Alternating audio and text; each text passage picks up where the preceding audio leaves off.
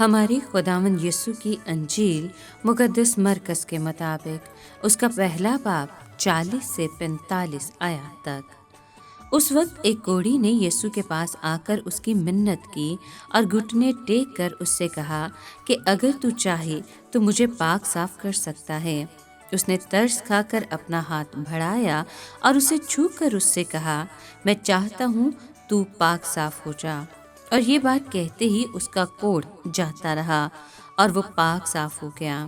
اور اس نے اسے تاکید کر کے فوراً رخصت کیا اور اس سے کہا، خبردار کسی سے کچھ نہ کہنا، بلکہ جا اپنے آپ کو کاہن کو دکھا اور اپنے پاک صاف ہونے کی بابت وہ چیزیں گزران جو موسیٰ نے ان کی گواہی کے لیے مقرر کیں۔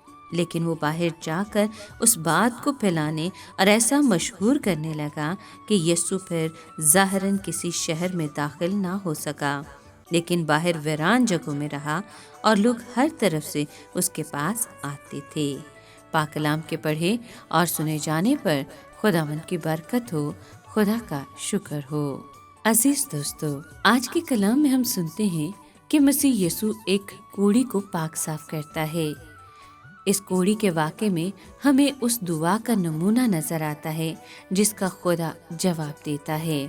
کوڑی کی دعا میں اور اس کی درخواست میں دل سوزی اور خلوص تھا، اس کی منت تھی، عقیدت اور احترام تھا کہ اس کے سامنے اس نے گھٹنے ٹیک دیے۔ اس دعا میں انکساری اور عاجزی بھی تھی اور کہا کہ اگر تو چاہے۔ اس دعا میں ایمان تھا کہ تو کر سکتا ہے۔ اس دعا میں ضرورت کا اعتراف تھا، مجھے پاک صاف کر۔ یہ دعا واضح تھی، یہ نہیں کہ مجھے برکت دے، بلکہ یہ کہ مجھے پاک صاف کر۔ یہ شخصی دعا بھی تھی کہ مجھے پاک کر۔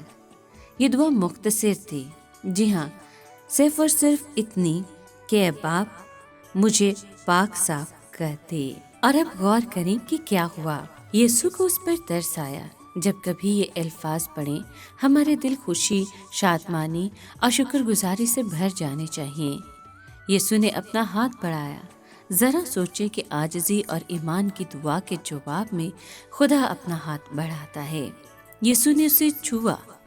شریعت کے مطابق اگر کوئی شخص کسی کوڑی کو چھوتا تو رسمی طور پر ناپاک ہو جاتا تھا۔ اس کے علاوہ یہ خطرہ بھی ہوتا تھا کہ چھونے والے کو یہ بیماری لگ جائے۔ مگر قدوس ابن آدم بنی نوع انسان کی صف میں کھڑا ہو کر گناہ کی تباہ کاری کو دور کرتا ہے، لیکن خود داغدار نہیں ہوتا۔ اس نے کہا، میں چاہتا ہوں۔ ہم شفا پانے کے اتنے آرزومند نہیں ہوتے جتنا وہ شفا دینے کا ہوتا ہے۔ اور پھر فرمایا کہ میں چاہتا ہوں کہ تو پاک صاف ہو جا۔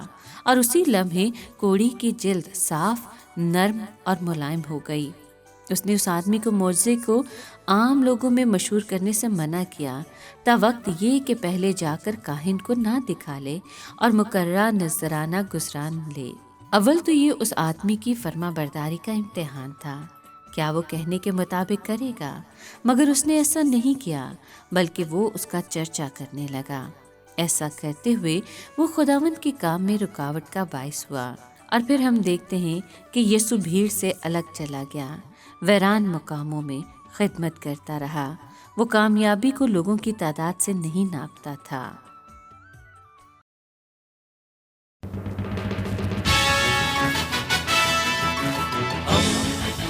دوستی کا پیمبر، ریڈیو ویریتاس ایشیا۔